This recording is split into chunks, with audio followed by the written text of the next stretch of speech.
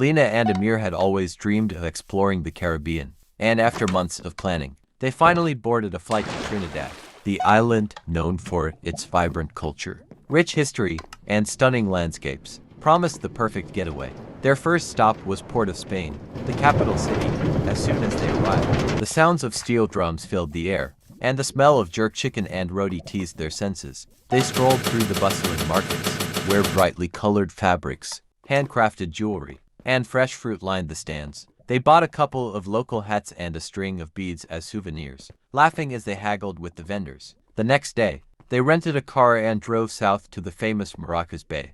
The road was winding, with lush green trees on either side, and the air smelled sweet with the fragrance of tropical flowers. When they arrived at the beach, they were met with powdery white sand and turquoise waters that stretched as far as the eye could see. They spent the afternoon swimming, snorkeling, and eating the local specialty bake and sharka fried sandwich filled with tender, spiced fish. The saltwater breeze made Lena's hair fly in all directions, and Amir playfully tried to tame it, both of them laughing like they hadn't a care in the world. The following days took them on a journey into the heart of Trinidad's natural beauty. They explored the Caroni swamp, gliding through the water in a small boat as flocks of scarlet ibis soared overhead. The birds, with their striking red feathers, painted the sky like fire against the setting sun. In the quiet moments, they could hear nothing but the gentle lapping of the water and the occasional croak of a frog. It was peaceful, almost magical. One afternoon, they ventured to the Asa Wright Nature Center in the Northern Range,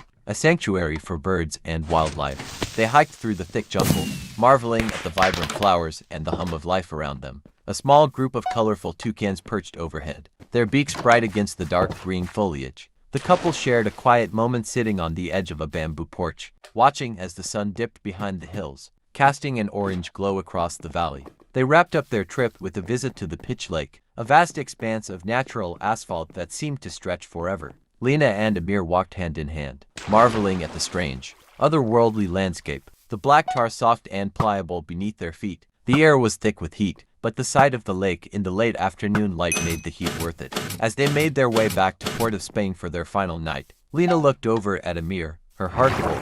They had fallen in love with Trinidad not just for its beauty, but for the way it had brought them closer together, each moment feeling like an adventure waiting to be discovered. They knew that no matter where they went next, they would always carry this memory